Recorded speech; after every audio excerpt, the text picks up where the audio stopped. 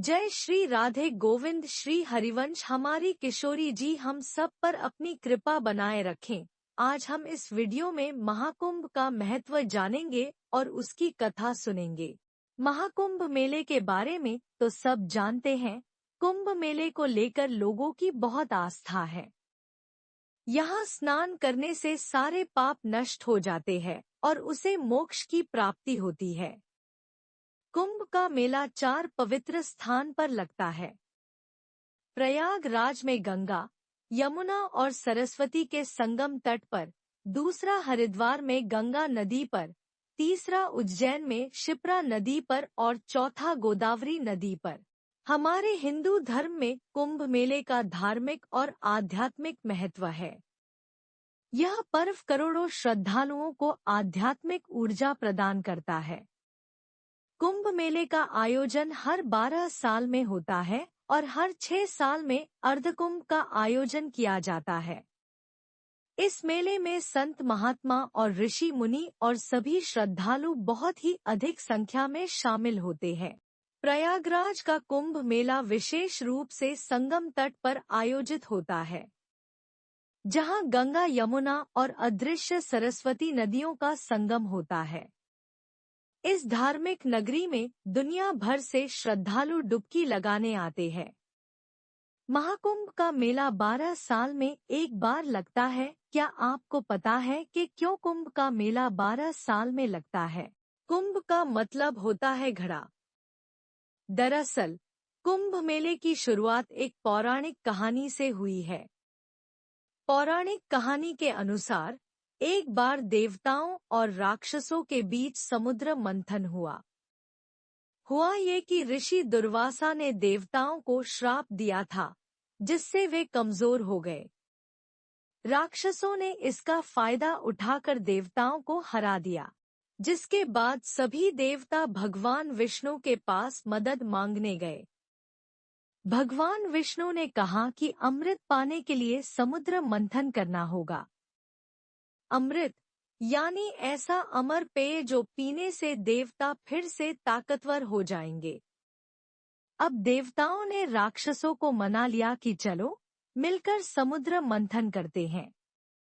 राक्षस भी अमृत के लालच में तैयार हो गए। जब समुद्र मंथन हुआ तो कई चीजें निकली, जैसे कामधेनु गाय, विष और आखिर में अमृत का कलश। जैसे ही अमृत कलश निकला, राक्षस और देवता दोनों उसे पाने के लिए झगड़ने लगे। इस बीच भगवान इंद्र के बेटे जयंत ने अमृत कलश उठाया और वहां से भाग गए। अब राक्षसों ने जयंत का पीछा किया। इस दौरान 12 दिनों तक देवताओं और राक्षसों के बीच लड़ाई चली।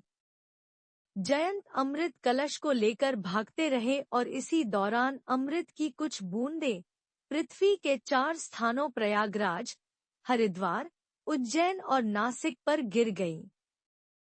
इसलिए इन जगहों को पवित्र माना जाता है और यहाँ कुंभ मेले का आयोजन होता है। अब सवाल आता है कि कुंभ मेला हर 12 साल में ही क्यों होता है?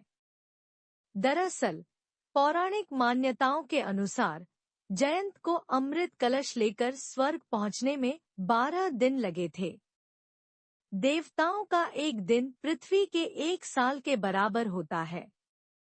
इसलिए कुंभ मेला 12 साल के अंतराल पर मनाया जाता है। महाकुंभ केवल एक धार्मिक आयोजन नहीं है। यह आस्था, संस्कृति और परंपरा का संगम है। यहाँ लाखों लोग पवित्र नदियों में स्नान करने आते हैं।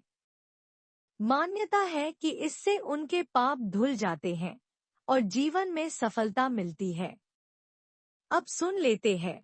महाकुंभ से जुड़ी पहली कथा है समुद्र मंथन की, जिसे देवताओं और असुरों के बीच हुआ एक महान प्रयास माना जाता है। 2 विष्णु पुराण के अनुसार एक बार दुर्वासा ऋषि ने एक दिव्य माला बनाई और इसे देवराज इंद्र को भेंट किया, लेकिन इंद्र अपने अहंकार में डूबे हुए थे और उन्होंने उस माला को अपने रावत हाथी के मस्तक पर रख दिया। रावत ने वह माला जमीन पर गिरा दी और अपने पैरों से कुचल डाला। महर्षि दुर्वासा ने इसे अपना अपमान समझा और क्रोधित होकर इंद्र को शाप दे दिया कि उनका वैभव नष्ट हो जाएगा और सभी देवता अपनी शक्तियों को खो देंगे। इस शाप के बाद देवता कमजोर हो गए और असुरों से पराजित हो गए। अपने वैभव और शक्तियों को पुनः प्राप्त करने के लिए ब्रह्मा जी ने देवताओं को सुझाव दिया कि वे असुरों के साथ मिलकर समुद्र मंथन करें।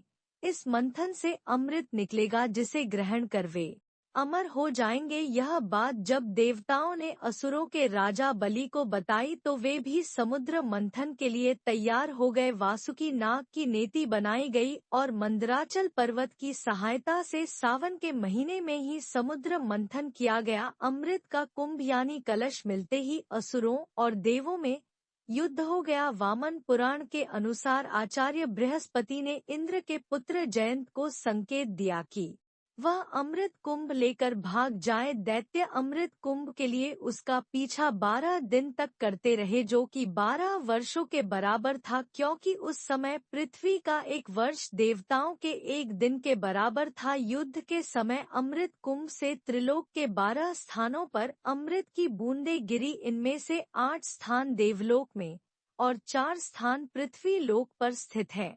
हरिद्वार, प्रयागराज, उज्जैन और नासिक यही वह पवित्र स्थान है जहां अमृत की बूंदों के कारण कुंभ मेले का आयोजन शुरू हुआ है। श्रीमद् भागवत पुराण के अनुसार कुंभ का जो विवरण है उसके अनुसार सागर से समुद्र मंथन में 14 रत्न निकले थे, जिनमें सबसे पहले हलाहल या कालकूट विष निकला था। इस विष की ज्वाला इतनी तीव्र थी कि सभी देवता और दानव इससे जलने लगे थे। तब भगवान शिव ने देवता, दानव और समस्त सृष्टि की रक्षा के लिए विष को खुद पी लिया था। विष की तीव्र जलन के कारण शिवजी का कंठ नीला पड़ गया था, इसलिए शिवजी का एक नाम नीलकंठ पड़ गया। विष की ज्वाला को कम करने के लिए सभी देवताओं और दानवों ने शिवजी को शीतल जल चढ़ाया।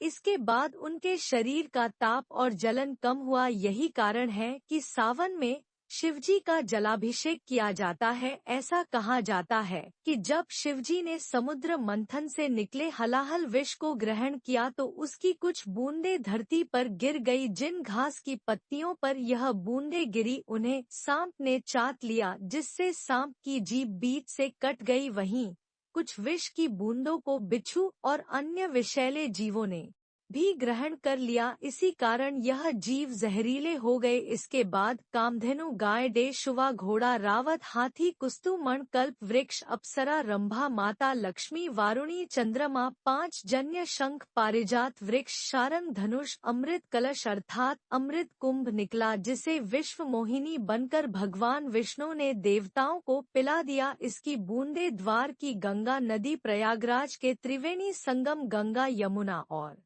सरस्वती, उज्जैन की क्षिप्रा नदी और नासिक की गोदावरी नदी में गिरी। जहां अमृत की बूंदें गिरी वहां कुंभ मेले का आयोजन शुरू हुआ। प्रयागराज में जहां महाकुंभ का आयोजन होता है वहां गंगा और यमुना का संगम तो साफ देखा जा सकता है, लेकिन सरस्वती नदी दिखाई नहीं देती। फिर भी इसे त्रिवेणी संगम कहा जाता है। अब हम इस सवाल का जवाब जानेंगे कि सरस्वती नदी अदृश्य क्यों हो गई। इसके पीछे की वजह जानने के लिए हमें इतिहास और पौराणिक कथाओं में झांकना होगा। महाभारत के शल्य पर्व में सरस्वती नाम से नदियों का उल्लेख मिलता है। श्रीमद् भागवत पुराण में सरस्वती नदी के प्रवाह और उसके स्थानांतरण की एक रोचक कथा का वर्णन है। पुराणों के अनुसार प्राचीन काल में सरस्वती नदी स्वर्ण भूमि में बहा करती थी। कालांतर में इस भूमि का नाम स्वर्ण राष्ट्र हो गया और धीरे धीरे यह सौराष्ट्र कहलाने लगा। उस समय सौराष्ट्र का क्षेत्र प्राचीन मारवाड़ तक फैला हुआ था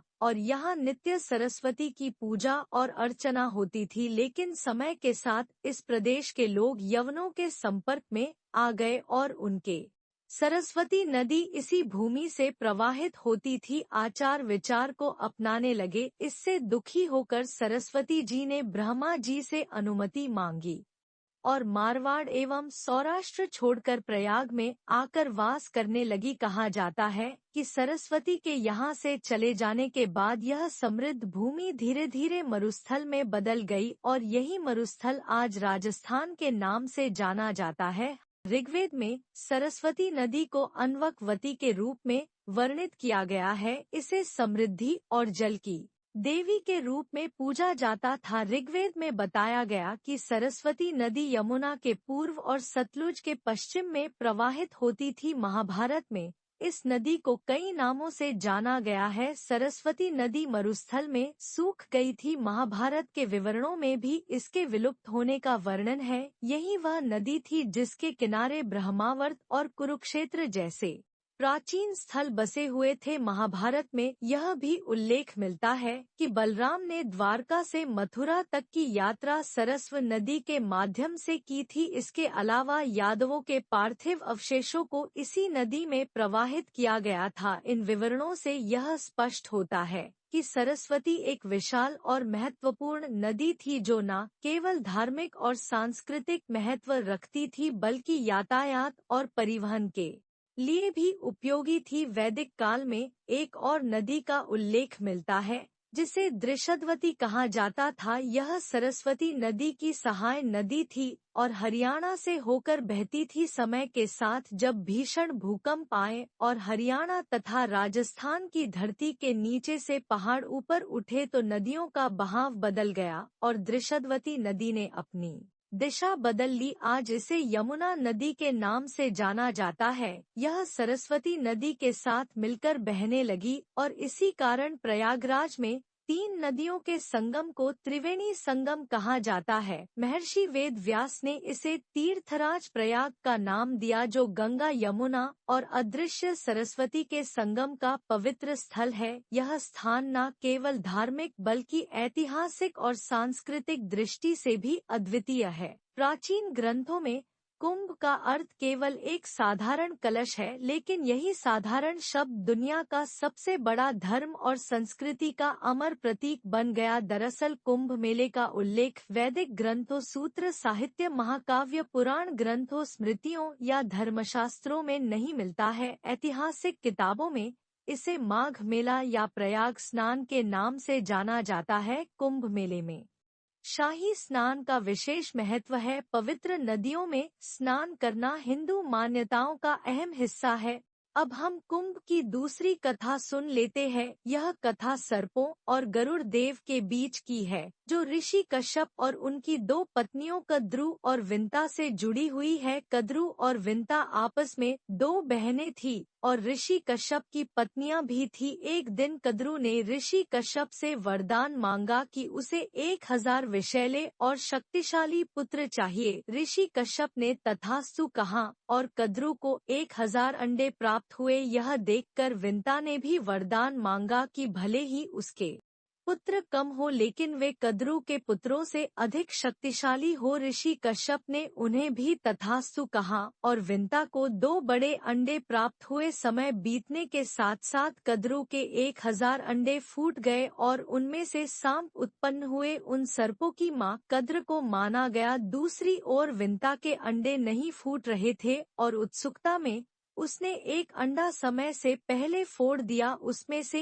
एक अधूरा जीव उत्पन्न हुआ जिसका शरीर कमर तक ही विकसित हुआ था। वह जीव गुस्से में बोला, माँ आपने मेरे साथ यह अन्याय किया है, लेकिन कृपया आप दूसरे अंडे के साथ ऐसा मत कीजिएगा। वह जीव उड़ गया और उसका नाम अरुण रखा गया। आगे चलकर वह सूर्यदेव का सारथी बना। एक दिन कद्रु और विंता ने सूर्यदेव के सफेद घोड़े को देखकर शर्त लगाई। विंता ने कहा कि यह घोड़ा पूरी तरह सफेद है, जबकि कद्रु ने कहा कि उसकी पूंछ काली है। यह शर्त उनकी प्रतिष्ठा पर आ गई और तय हुआ कि जो भी हार जाएगा उसे दासी बनना पड़ेगा। कद्रू ने अपने नाग पुत्रों से कहा कि वे सूक्ष्म रूप धारण कर घोड़े की पूंछ से चिपक जाएं ताकि वह काली दिखाई दे। नागों ने ऐसा ही किया और कद्रू शर्त जीत गई। विंता को हार मानकर दासी बनना पड़ा। कुछ समय बाद विंता के दूसरे अंडे से एक शक्तिशाली जीव निकला जिसका चेहरा गरुड़ पक्षी जैसा था और शरीर मनुष्य जैसा था। उसका नाम गरुड़ रखा गया। जब गरुड़ ने देखा कि उसकी मां विंता कद्रू और उनके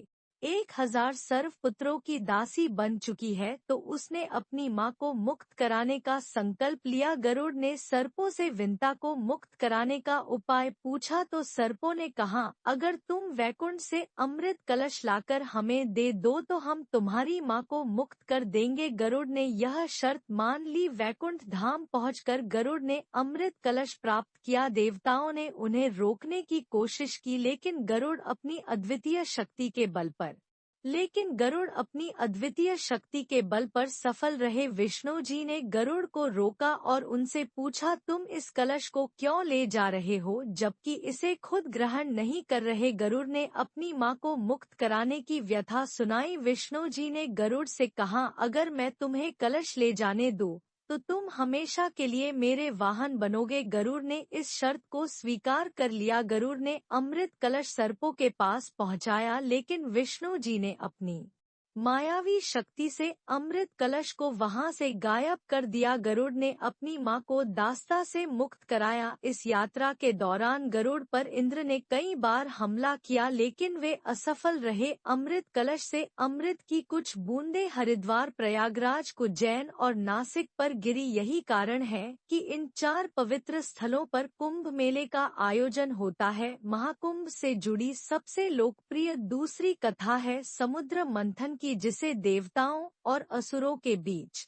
तो आज का वीडियो यही तक, फिर मिलेंगे अगले वीडियो में, तब तक के लिए